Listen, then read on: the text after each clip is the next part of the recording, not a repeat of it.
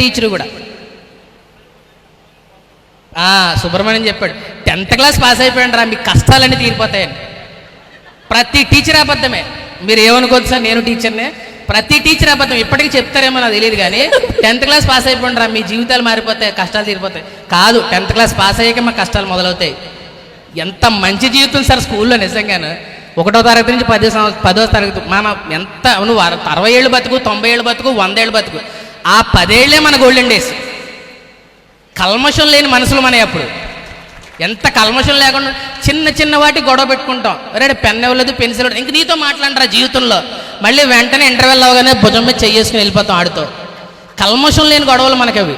ఎంత జెన్యూన్గా ఉంటామంటే, సార్ మీరు మాకు అబద్ధం చెప్పారు సార్ అప్పుడులో. నిజంగాను బయట ప్రపంచం చాలా బాగుంటుంది, కానీ బయట ప్రపంచం అలా లేదు సార్. నిజంగా చక్కగా ఆడుకుంటున్న మమ్మల్ని తీసుకెళ్ళి ఒక సముద్ర గర్భంలో పడేశారు. మీరు ఈదలేక చచ్చిపోతున్నాను సార్. చదువులు, పెళ్ళిళ్ళు, పిల్లలు, ఆరోగ్యాలు, తల్లిదండ్రులు, బాధ్యతలు, బరువులు, ఉద్యోగాలు, జీతం, జీవితం. ప్రతి ఒక్కరూ నీ స్థాయి ఎంతని, నువ్వు రోజుకు 100 రూపాయలే సంపాదించు, రోజుకి 1,00,000 రూపాయలు సంపాదించు, ప్రతి ఒక్కడు నరకం చూస్తున్నాం బయట. స్వచ్ఛంగా ఉండేవాళ్ళం మనం 25 సంవత్సరాల క్రితం బాల్యంలో. ఈరోజు బయటంతా మోసం, అబద్ధం, నటన, ప్రతీదీ నటన. అందరూ నటనలో బ్రతికేస్తున్నాం మనం. నన్ను క్షమించాలి, మీరు నిజంగా అబద్ధం చెప్పారు ఆ రోజు. ఇంకొక అవకాశం ఉంటే ఎంతమంది, ఇప్పుడు ఒక టైం మిషన్ వచ్చి నిన్ను 6వ తరగతి నుంచి 10వ తరగతి వరకు లేదా 1వ తరగతి తీసుకుపోతారంటే ఎంతమంది నాతో వస్తారు? చెయ్యొద్దండి. ఎంతమంది నాతో వస్తారు స్కూల్కి?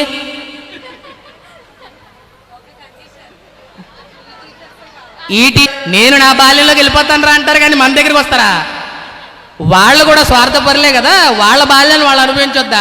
మన స్వార్థం కోసం వాళ్ళు మన దగ్గర ఎందుకు పెట్టుకుంటాం? వాళ్ళని కూడా ఎవరు ఆ చిన్నప్పటి రోజులే బాగున్నాయి అనుకుంటాం. మనం ఫోన్లో బంధించేసుకున్నాం మనల్ని. మనం సెల్లో మనం జైల్లోకి వెళ్ళిపోయాం. ఎంత బాగుండేది మామిడి తాండ్రలో అవన్నీ. బయట ఇప్పుడు ఎంత స్టైల్ చేస్తున్నాం మనం. కిన్లే బాటిల్, బిస్లరీ బాటిల్ తీస్తేనే తాగితేనే కానీ బయట భోజనం చేయట్లేదు. ఎంతమంది తాగుతున్నారు? అక్కడ ఉన్న కుండలోను బిందెలోని నీళ్ళు ఎంతమంది తాగుతున్నాం? నేను తాగట్లేదు. హోటల్లో పెట్టినవి తాగట్లేదు. ఇందులో చాలామంది అంటే ఇలా అంటానని అనుకోద్దు, ఇందులో ఎవరు తక్కువ కాదు, ఎవరు ఎక్కువ కాదు. ఇప్పుడు తను వచ్చింది ఎక్కడైనా సరే స్థాయిని బట్టి, ఇంకోటి బట్టి మనం ఎవరు ఎక్కువ కాదు. అందరం 10th క్లాస్ పిల్లలు. మనం ఎక్కడొంచి వచ్చాం అక్కడ ఆ ఫ్రెండ్షిప్ని గుర్తుపెట్టుకుని మనందరం మసులుకోవాలి. మీరు ఇలా చెప్తున్నాను అనుకోద్దు, సభాముఖంగా ఎందుకు చెప్తున్నానంటే ఇండివిజువల్గా చెప్పలేక అందరికీ చెప్తున్నాను. వాళ్ళు మనతో మాట్లాడరో వాళ్ళు పెద్ద ఉద్యోగాలకు వెళ్ళిపోయారు, ఇలా వెళ్ళిపోయారు, అలా వెళ్ళిపోయారు. దయచేసి అనుకోవద్దు, మిమ్మల్ని మీరు తగ్గించుకోవద్దు. ఎవరి జీవితానికి వాళ్ళే హీరో. ఎవరి జీవితానికి వాళ్ళే హీరో. నీ భార్యని, నీ పిల్లల్ని, నీ తల్లిదండ్రులు, కోట్ల మంది చనిపోయారు. మనందరం హీరోలు కాదా? నీ తల్లిదండ్రులు కాపాడుకున్నావు, నీ భార్య పిల్లల్ని కాపాడుకున్నావు, నీ భర్త పిల్లల్ని కాపాడుకున్నావు. అందరూ చేసేది చాకరీయే, అందరూ చేసేది కూలి పనే. నువ్వు 100 రూపాయలు చేస్తావు, ఇంకొకటి 1000 రూపాయలు చేస్తాడు. అందరికీ నా స్కూల్లో నా మాస్టరు, ఏం మాస్టర్ అలా ఉన్నారనే పలకరింపు కంటే మా నాగేంద్ర గడు, మా రాజుగాడు, ఏంటి బావా ఇలా ఉన్నామనే పలకరింపు నాకు చాలా ఆనందాన్ని ఇస్తుంది. జయకృష్ణ గడు ఆ ఫీలింగు కేవలం మన స్కూల్ ఫ్రెండ్స్ నుంచి వస్తుంది. అది వేరు, ఒక తేలిక పడిపోతాం మనం. కాబట్టి మనందరూ సమానమే. ఎక్కడైతే ఆగిపోయామో 10th క్లాస్లో, ఇక ముందైనా ఎప్పుడైనా సరే మనసు విప్పి మాట్లాడుకుందాం. దయచేసి అందరూ కూడా అలాగే ఉండండి, ఎవ్వరు తక్కువ కాదు. ఇంకా కొంతమంది కొన్ని ఫీలింగ్స్ వల్ల రాపోయి ఉండొచ్చు, కుదరక రాకపోయి ఉండొచ్చు. ప్రతిరోజు ఏదో ఒక మెసేజ్ పెడుతున్నా, ఫోన్ చేస్తూనే ఉన్నాం. అంటే కొంచెం నేను ఎమోషనల్ అయ్యి చెప్తున్నాను. ఇది ఎవ్వరూ తక్కువ కాదు, అందరూ ఒకటే. నువ్వు చేసేది కూలిపోయినే, నేను చేసేది కూలిపోయినే. నువ్వు కాకి చొక్కా వేసుకుని చేస్తున్నావు, నేను ఇస్త్రీ చొక్కా వేసుకుని చేస్తున్నాను, అంతే. అందరం చేసేది కూలిపోయినే, అందరం చేసేది ఆ డబ్బు కోసమే. డబ్బును బట్టి స్థాయి కాదు, పలకరింపు. ఎంత బాగా పలకరించుకుంటున్నారు పొద్దుటి నుంచి మీరు, ఎంత బాగా పలకరించుకుంటున్నారు. మీ అపార్ట్మెంట్లోనో, మీ చుట్టాల దగ్గర, మీరు పనిచేస్తున్న ఉద్యోగస్తుల దగ్గర ఎంత క్లోజ్గా ఉంటారా? 25 సంవత్సరాల తర్వాత కనబడినా సరే, మా కటకం దుర్గాప్రసాద్ గారు 25 సంవత్సరాల తర్వాత కనబడ్డాడు నాకు. నేను ఒరే అనే అన్నాను, ఆడు నన్ను ఒరే అనే అన్నాడు. మనం అనుకుంటాం అలాగా.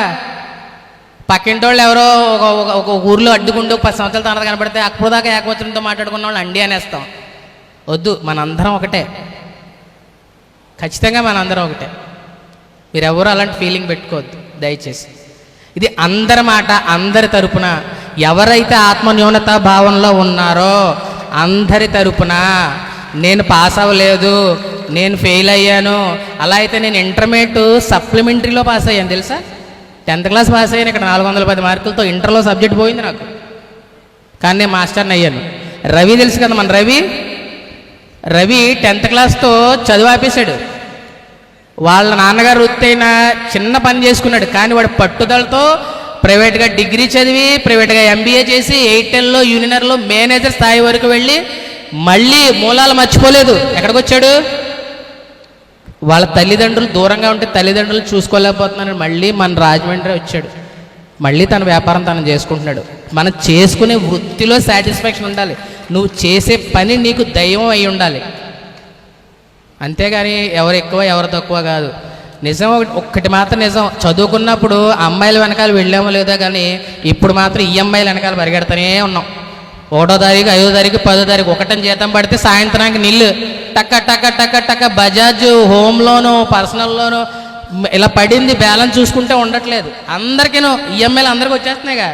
1వ తారీఖు అర్ధరాత్రి తీసేసుకుంటాడు, మళ్ళీ మనం పొద్దున్న ATMకి వెళ్ళామని తీసేస్తామేమో అని. ప్రతి ఒక్కరూ EMIల వెనకాల పరిగెడుతున్నాం, అందరితో ఒకరితో పోల్చుకొని. నేను చెప్పేది ఏంటంటే ఒక్కటి, ఫైనల్గా అందరూ సమానమే. Okay, thank you very much. ఇంకెవరన్నా మాట్లాడతారా? Next teachers.